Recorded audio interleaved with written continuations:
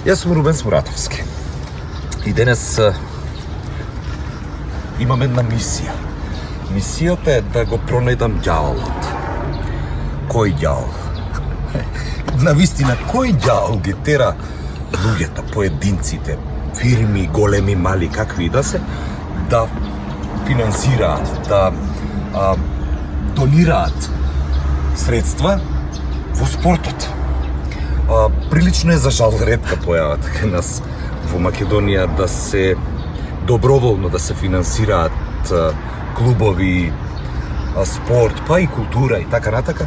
И баш заради тоа, како што го пронајдов овој апарат кој што представува некаков микрофон, чудно е, така би сакал да го пронајдам и ѓаволот. А снима ли? Снима. Јас не знам како снима на вистина, ама добро, тоа е ѓаволот. Одам да го пронајдам. Океј. Значи, јас сум Рубенс, ние се наоѓаме, дојдов во Раде Кончар. Здраво, Рубенс. Јас денес решив да го барам ѓаволот. Кој ѓавол всушност ве тера да помагате. Ете, ракомет, клуб. Никој знам дека со сила не ве тера тоа да го правите, туку едноставно чувствувате некаква потреба дека треба да направите нешто добро. Сакаме да направиме добро пред се за младината, затоа што мораме да потераме нешто како повозрастни, да потераме младите да се грижат за своето здравје, за енергијата, правилно да ја насочат.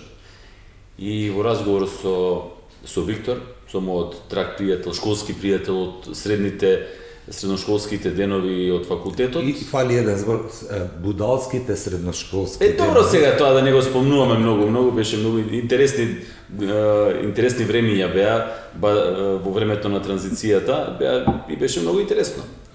Нормално, и млади сме биле, сме можеле да ги правиме тие глупости. Паднавме на муабет за ракометниот клуб Аеродром. Пред се ме врзува мене со Аеродром затоа што сум дете од Аеродром излезен. Тренерките Адидас се уште си ги имам дома, си ги чувам само за домашни прилики, не смеам да излегувам надвор, да ме препознаат дека сум од Аеродром. Секако и мојата фабрика Раде Кончар Теп, каде што суме собствениците и ја водам фирмата, е дел од општина Аеродром. Така да целото мое движење и работа и дел од животот било во Аеродром. И се уште се чувствувам како аеродромец. Така да, кога дојде таа идеја да се спонзорира ракометниот клуб, таа идеја првенствено ми ја презентира еден мој драг пријател Омер Агич, кој го спонзорираше клубот пред 4-5 години, но во тој момент немавме некои прилики финансиски, имавме некои потешкоти во работењето, но сега веќе кога е малце подобро, решивме секако да вратиме на нашата заедница од нашето мало. Тоа е баш убаво кажам. Верувам дека ништо страшно, ништо драматично не се случува во лоша смисла на зборот со Раде Кончар, со тоа што помага, спонзорира еден ракометен клуб. Нема зошто да се понаша. Точно заради тоа. Да. Значи, ништо драматично не се случува, а добиваме млади деца кои што имаат можност, имаат услови да работат, да трчкаат, да тренираат ракомет.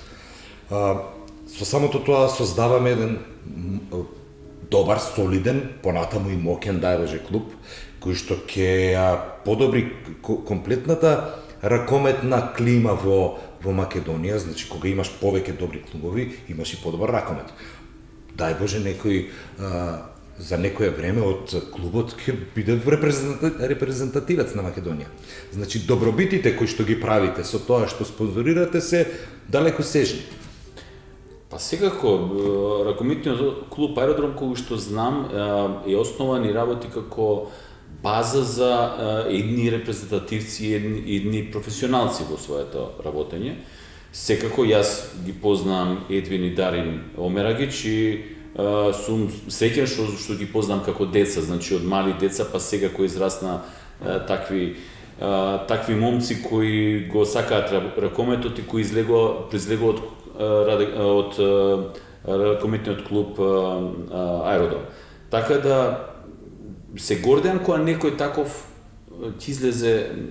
дете ќе излезе од ова мало овдека, од Аеродром, и затоа ни беше целта да си помогнеме, да им помогнеме и на децата. Се надевам дека дел од вработените секако нивните деца ќе ги пратат на школа, на ракометното училиште во ракометниот клуб и се надевам дека може и некој од нив ќе успее во животот повеќе да направи во спортот. Точно така. Значи, да резимирам ако можам. Значи, еден клуб кој што е релативно, по наводници, да ме разберете, мал,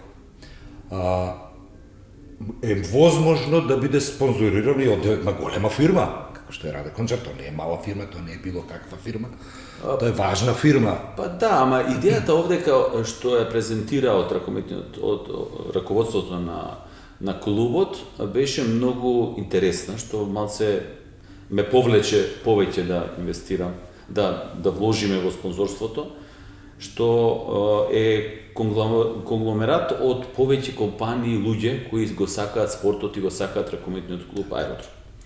Јас не сум имал некоја релација претходно, затоа кажав, но сега кога дојдоа со таа идеја дека со коректни средства што секоја компанија може да ги одвои, ние секако одма се согласивме.